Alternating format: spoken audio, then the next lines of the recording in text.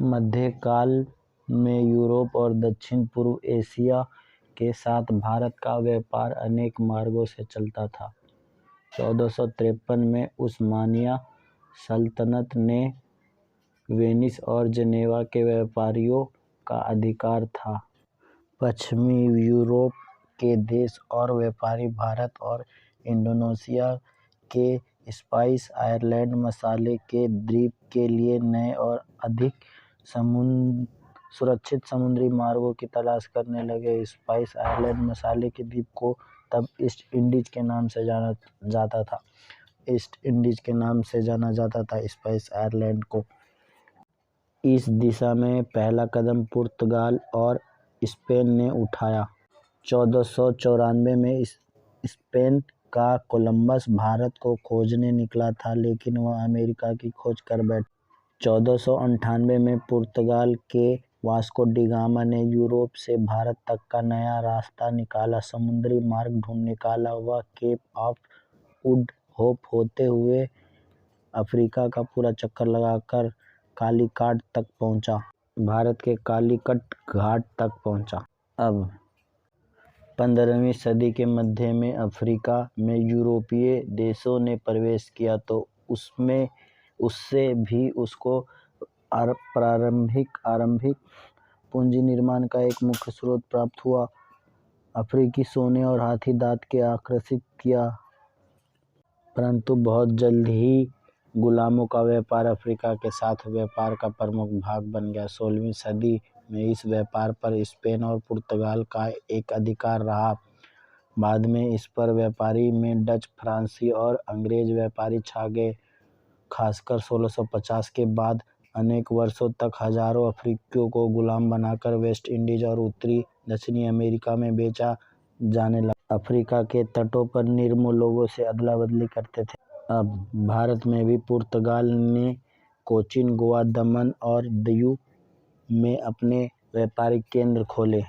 गोवा पर 1510 में अधिकार करने वाला अल्फांसो डी अल्बुकर्क जब वायसराय था, तब फारस की खाड़ी में स्थित हरमुज से लेकर मलाया में स्थित मलक्का और इंडोनेशिया के स्पाइस आइलैंड तक एशिया के पूरे समुद्र तट पर पुर्तगालियों ने अधिकार जमा लिया। 16वीं सदी में इंग्लैंड और हाईलैंड और बाद में फ्रांस जैसी उभरती हुई व्यापारिक प्रतिबंधों शक्तियों ने विश्व व्यापार पर स्पेनी और पुर्तगाली अधिकार के खिलाफ एक बड़ा संघर्ष छेड़ दिया। संघर्ष में स्पेन और पुर्तगाल की हार हुई जब अंग्रेज और डच व्यापारी केप ऑफ गुड होप होकर भारत जाने वाले रास्ते का प्रयोग करने लगे। अंत में इंडोनेशिया पर डच का और भारत, श्रीलंका और मलाया पर अंग्रेजों का अधिकार था। 1602 में डच ईस्ट इंडिया कंपनी की स्थापना हुई और डच संसद ने एक चार्टर स्वीकार करके कंपनी को युद्ध छेड़ने, संधियां करने, इलाके जीतने और किले बनाने का अधिकार दे दिया। पर डचों की दिलचस्पी भारत में नहीं, इंडोनेशिया के जावा और सुमात्रा और स्पाइस आइलैंडों जैसे द्वीपों में थी, जहां मसाले खूब पैदा होते थे। बाद में वहां इंडोनेशियाई द्वीपों से पुर्तगालियों को खदेड़ दिया। 1623 में इन क्षेत्रों पर अधिकार करने का प्रयास कर रहे अंग्रेजों को भी हराया। बाद में उन्होंने पश्चिमी भारत के गुजरात, सूरत, भड़ौर, अहमदाबाद, केरल, कोचीन, मद्रास, विशाखापट्टनम, बिहार, पटना, उत्तर प्रदेश, आगरा के नगरों में व्यापारिक केंद्र खोले। 1658 में उन्होंने पुर्तगालियों से श्रीलंका को भी जीत लिया। 1599 में मर्चेंट एडवेंचरर्स नाम से जाने जाने वाले कुछ व्यापारियों ने पूर्व से व्यापार करने के लिए एक कंपनी बनाई। इस कंपनी को, जिसे ईस्ट इंडिया कंपनी कहा जाता है, 31 दिसंबर 1600 को महारानी एलिजाबेथ ने एक रॉयल चार्टर के द्वारा पूर्व से व्यापार करने का एकमात्र अधिकार दे दिया। 1608 में इस कंपनी ने भारत के पश्चिमी तट पर सूरत में एक फैक्ट्री खोलने का निश्चय किया। तब व्यापारिक केंद्रों को फैक्ट्री नाम से ही जाना जाता था। कंपनी ने तब कैप्टन हॉकिंस को जहांगीर के दरबार में शाही आज्ञा लेने के लिए भेजा। पश्चिमी तट की अनेक जगहों पर अंग्रेज कंपनी को फैक्ट्रियां खोलने की आज्ञा मिल गई, परंतु इससे अंग्रेज खुश नहीं थे। 1615 में उनका दूत सर टॉमस रो मुगल दरबार में पहुंचा। रो मुगल साम्राज्य के सभी भागों में व्यापार करने और फैक्ट्रियां खोलने का अधिकार मांग लिया और उन्हें मिल भी गया। 1622 में जब सम्राट चार्ल्स द्वितीय ने एक पुर्तगाली राजकुमारी से शादी की तो पुर्तगालियों ने उसे बम्बई का द्वीप दहेज में दे दिया।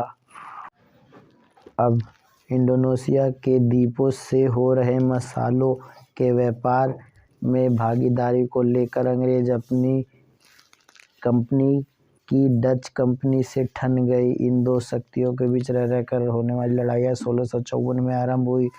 यह 1667 में तब समाप्त हुई जब अंग्रेजों ने इंडोनेशिया पर सारे दावे छोड़ दिए और बदले में डचों ने भारत की अंग्रेज बस्तियों को न छूने का वादा किया।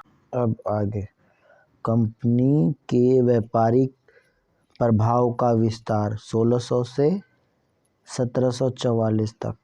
1623 तक इसने सूरत, भड़ोच, अहमदाबाद, आगरा और मसूलीपट्टम में फैक्ट्रियां स्थापित कर ली थी। आरंभ में अपने व्यापार को कूटनीति के साथ साथ युद्धों का भी सहारा लेने में जिन फैक्ट्रियों का स्थापित की थी। दक्षिण भारत में परिस्थितियां अंग्रेज के अधिक अनुकूल थी। उन्हें किसी शक्तिशाली भारतीय सरकार का सामना नहीं करना पड़ा। अंग्रेजों ने दक्षिण में अपनी पहली फैक्ट्री मसूलीपट्टम में 1611 में स्थापित की।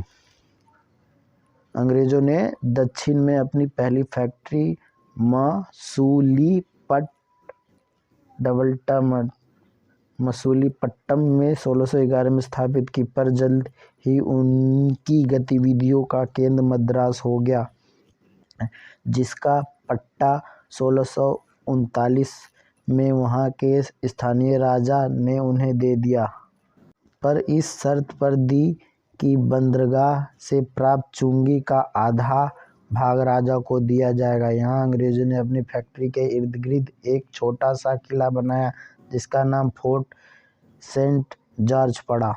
1668 में ईस्ट इंडिया कंपनी ने पुर्तगाल से बम्बई का द्वीप प्राप्त किया और उसकी तत्काल किलेबंदी कर दी।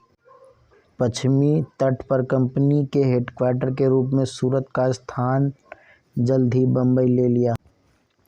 पूर्व भारत में अंग्रेज कंपनी ने अपनी प्रारंभिक फैक्ट्रियों में से एक की स्थापना 1633 में उड़ीसा में की थी। 1651 में उसे बंगाल के हुगली नगर में व्यापार की इजाज़त मिल गई। बाद में 1686 में जब अंग्रेजों ने हुगली को तहस नहस कर दिया और मुगल सम्राट के खिलाफ युद्ध की घोषणा की, तो युद्ध का अंत अंग्रेजों के लिए घातक रहा। उन्हें बंगाल की स्थिति उनकी फैक्ट्रियों से खदेड़ दिया गया और गंगा के मुहाने एक द्वीप पे शरण लेने के लिए बांधे हुए जो बीमारियों का गढ़ था, फैक्ट्रियों पर भी कब्जा हो गया। स्थिति बम्बई स्थित अनेक किले पर घेरा पड़ गया। अब 1698 में कंपनी ने सूतानाटी, कलिकत्ता और गोविंदपुरी की जमींदारी प्राप्त कर ली और वहां उन्होंने अपनी फैक्ट्री के इर्द गिर्द फोर्ट विलियम नाम का किला बनाया। यही गांव जल्द ही बढ़कर एक नगर बन गया, जिसे अब कलकत्ता कहा जाता है।